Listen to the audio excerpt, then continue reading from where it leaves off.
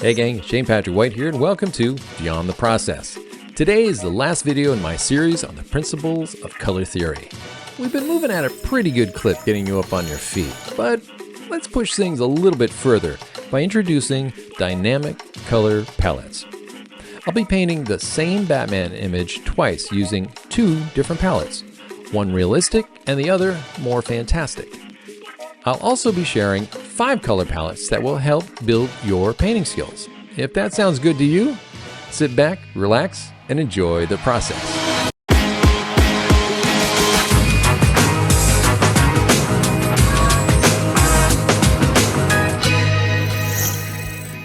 Working in Rebel 7, I'm going to show you 2 advanced color approaches that offer a different look and feel.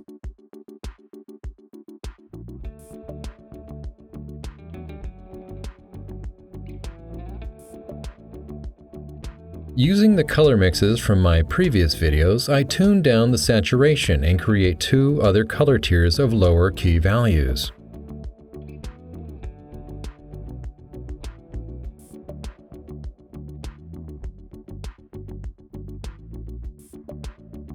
This could be considered a more realistic palette. Why? Because in most people's eyes, value trumps color, and pushing colors to high degrees of saturation is not entirely comfortable for them. It's like riding a wild animal and holding on for dear life.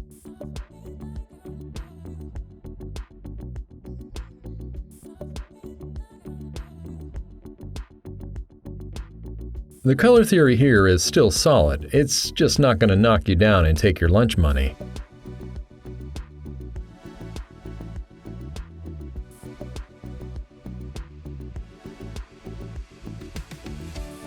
In what situations would one use a palette like this?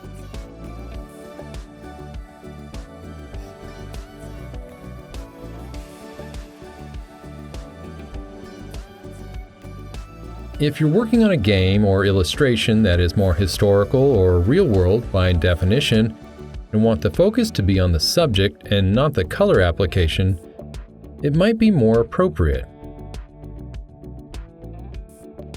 Games like Call of Duty or illustrations for National Geographic might benefit greatly by this choice.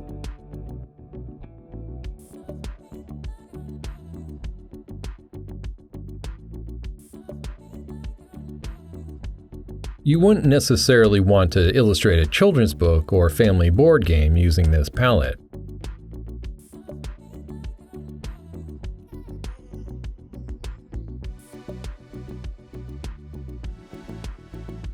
In the second example, I use the original palette from my previous tutorials.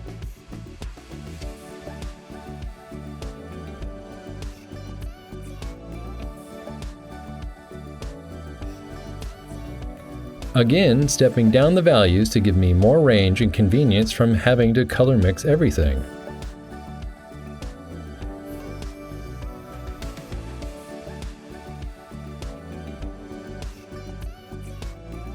Here, I'm pushing the colors, making them as juicy as I can based on the lighting scenario within the image.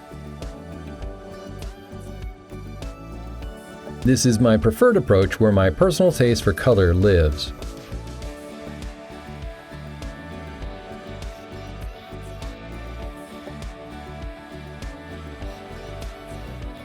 But if you can work in a wider range of color palettes, you will be doing yourself a better service, as it will give you more options.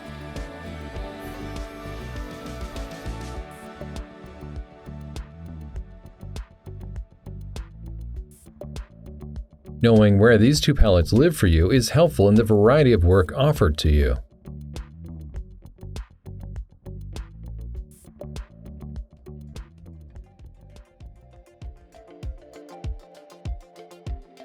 In this instance, the color palette might be more appropriate for an RPG cover or a comic book cover, where the colors have to be eye-catching and bold.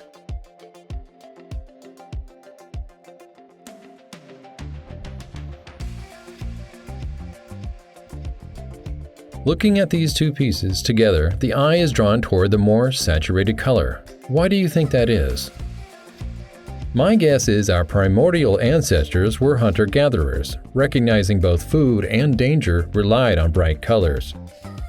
Ripe fruits wanted to be eaten as the seeds could be propagated elsewhere by animals. But there again, brightly colored poisonous jungle frogs or fish are another way to ward off animals as well. These two variables create instinctual interest. Now let's look at a few color palettes that are worth considering to get your color theory practice underway. They start off simple, but then continue into more difficult territory. Monochromatic color schemes are usually just that, one color plus black and white. They strongly rely on your skill of understanding value. Remember, squinting for value will go a long way for you. You can use a photo or subject and replace the more saturated color with the pure color, and then build your values accordingly to build depth. A complementary palette will utilize the complement of that color to be able to balance warm and cool colors and also mix what is sometimes called a perfect neutral. When either color sits next to a perfect neutral, a harmony becomes clear. Again, squinting for value will help build depth, but in this instance, you can also establish the warm light and cool shadow, or vice versa. Dominant color lends itself to put the dominant color choices in the foreground while pushing the tints and shades of those colors in the background. It helps you figure out where you want the focus to be in your image for your viewer. You can use any color combination you like for this, but usually warm and cool colors will give you a nice, pleasing range. Subordinate color creates background intensity. What I like about this is that it can push elements in the foreground toward the viewer, offering perhaps a more holistic view of the entire image as opposed to just one area. But a lot of that depends on how much space the color intensity takes up in either of these two applications. An analogous palette is made up of colors that are right next to each other on the color wheel. They create color harmony by proximity alone, where they share certain properties with the middle color. Using black and white, you can push and pull values and measure out where you want the most saturated colors. This also offers up a fun exercise in trying to understand cool light versus warm shadows and warm light versus cool shadows, whether the colors are warm or cool to begin with. This approach may help jumpstart your understanding of warm and cool colors. Finally, a split complementary scheme uses two complementary colors such as the cadmium green pale and a cobalt violet. It also utilizes two neighboring analogous colors like quinacridone red and ultramarine violet. I'm using terms that can be found in actual paint stores, courtesy of a color wheel developed by painter Stephen Quiller. You can find a high-resolution image attached in the link below. As before, you are now juggling more colors and getting closer to making a full color painting. This basic list is enough of a boot camp on color that will jumpstart your learning. Color is all around us, so don't be afraid. Embrace it, study it, and have fun. And be sure to sign up for our Substack to enjoy even more resources. Thanks again for joining me today. If you found any value in this, hit the like button. Better yet, subscribe or tell a friend. Until next time, thanks for watching.